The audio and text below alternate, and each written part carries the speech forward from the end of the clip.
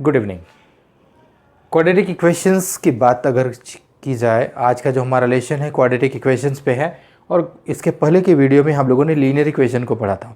तो good evening, मैं हूं इंद्रसेन सिंह और आज का जो हमारा टॉपिक है वो क्वाड्रेटिक इक्वेशंस का है। क्वाड्रेटिक इक्वेशन को हिंदी में द्विघात समीकरण कहते हैं। मतलब द्विघात मतलब जिसमें दो की पावर हो। तो अब इसका एक इंट्रोडक्शन कर लेते हैं, क्वाड्रेटिक इक्वेशन किसे कहते हैं। क्वाड्रेटिक इक्वेशंस को हमेशा किसी एक ही वेरिएबल के टर्म्स में लिखा जाता है, एक ही वेरिएबल के टर्म्स में लिखा जाता है जिसमें उस वेरिएबल की मैक्सिमम पावर 2 हो सकती है, 2 से ज़्यादा पावर नहीं होगी। इसका जो स्टैंडर्ड फॉर्म लिखा जाता है वो है ax² plus bx plus c equal to 0। आप देख रहे हैं कि यहाँ पे x 2 बार लिखा गया है, लेकिन इसमें एक x ऐसा है जिसकी मैक्सिमम पावर 2 है, बाकी और किसी भी x की पावर इस 2 से ज़्यादा नहीं है। ये जो x बीच वाला है इसकी पावर 1 है और इधर c इज़ कांस्टेंट। अब ये सवाल उठता है कि इसमें a b c क्या है, तो इसमें a b और c ये तीनों रियल नंबर्स हैं। a b and c all these are real numbers. अब सवाल पूछेंगे कि रियल नंबर क्या होते हैं, तो इमेजिनरी नंबर को छोड़ करके बाकी सारे नंबर रियल होते हैं। जिनको भी आप एज्यूम कर सकते हैं वो सारे नंबर रियल होते हैं एक्सेप्ट ऑफ इमेजिनरी नंबर्स। अब इमेजिनरी को भी बता दूं, √-9, √-16, √-25 या इस तरह से cube root, fourth root, fifth root. अगर कुछ इस तरह के क्वेश्चंस पूछे जाएँ जो कि नेगेटिव नंबर्स के हों तो उनको इमेजिनरी नंबर्स कहा जाता है। बाकी इन तरह के नंबर को छोड़ करके सारे तरह के नंबर्स रियल नंबर होते हैं। तो ये जो ए बी सी यहाँ पे रिप्रेजेंट करते हैं वो सभी रियल नंबर से रिप्रेजेंट करते हैं।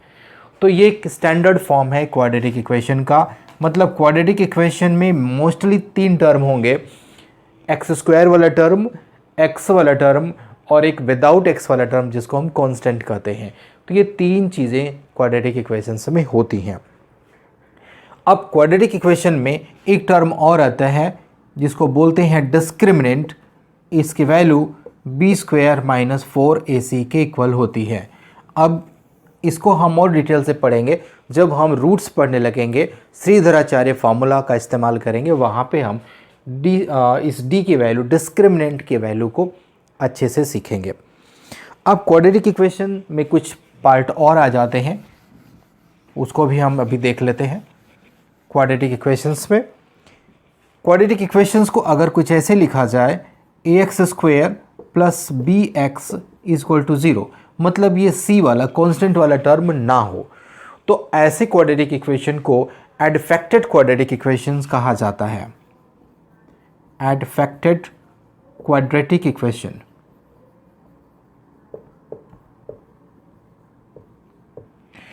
ax² प्लस bx, इसमें सिर्फ 2 ही टर्म होंगे, जबकि स्टैंडर्ड फॉर्म में देख रहे हैं यहाँ पे कुल 3 टर्म है।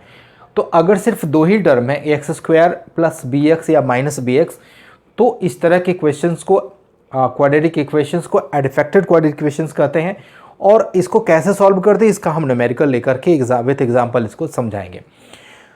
तीसरा जो इक्वेशंस आता है उसमें ax² minus c equal to 0, मतलब ये बीच वाला टर्म bx वाला टर्म नहीं होता है। ax² minus c equal to 0, तो यहाँ पे हम x² की वैल्यू निकालते हैं, x² equal to c upon a। तो इस तरह के क्वाड्रेटिक इक्वेशन को प्योर क्वाड्रेटिक इक्वेशन कहा जाता है। Pure quadratic equation. तो आज के वीडियो में हम एडफेक्टेड क्वाड्रेटिक इक्वेशंस और प्योर क्वाड्रेटिक इक्वेशंस को देख लेते हैं। बाकी जो हमारा standard form of quadratic equation है इसको हम लोग प्रयास करेंगे कि अगले वीडियो में इसको ले, ताकि इसको और अच्छे से सीख पाएँ। तो अभी एडफेक्टेड एंड प्योर क्वाड्रेटिक इक्वेशंस को करके दिखाते हैं कैसे इसको सॉल्व किया जाता है। स्टैंडर्ड फॉर्म में देख लीजिए कि x की मैक्सिमम पावर 2 है, इसलिए जब इसका सॉल्यूशन फाइंड आउट किया जाएगा तो x की मैक्सिमम 2 वैल्यूज़ ही आएंगी, 2 से कम और 2 से ज़्यादा नहीं होंगी।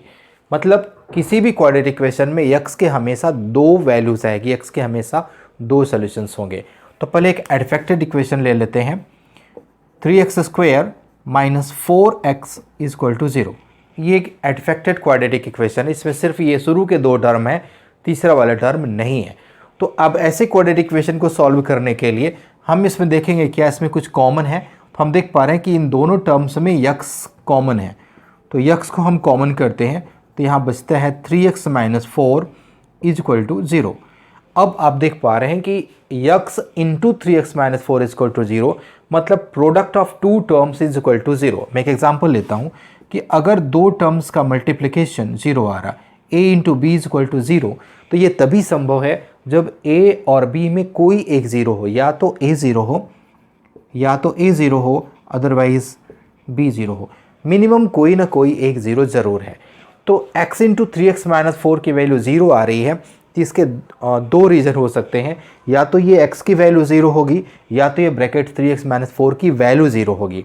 तो इससे रिजल्ट मिला x = 0 और 3x - 4 = 0।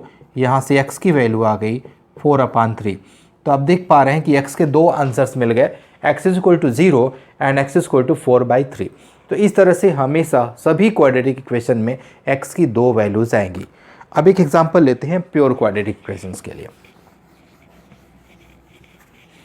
प्योर क्वाड्रेटिक इक्वेशन में मिडिल टर्म bx वाला टर्म नहीं होता है। जैसे 2x² - 8 = 0।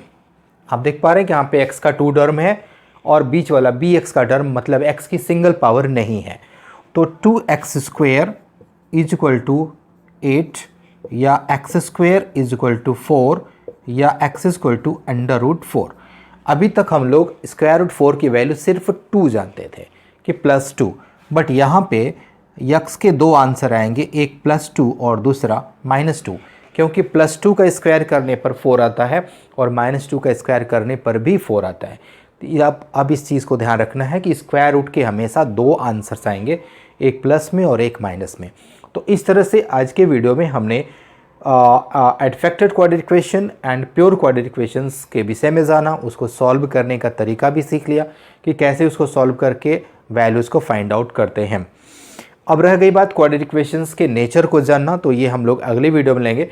तो धीरे धीरे करके आने वाले 1, 2, 3 वीडियोज़ में हम क्वाड्रेटिक इक्वेशंस को डिटेल में समझ पाएंगे, पढ़ पाएंगे।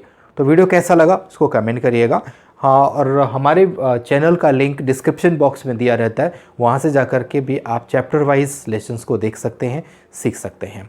तो वीडियो कैसा लगा इसको कमेंट करिएगा, और अगर आप चैनल पर नए हैं तो चैनल को सब्सक्राइब करिए और ज़्यादा से ज़्यादा लोगों को शेयर करिए। Thank you for watching.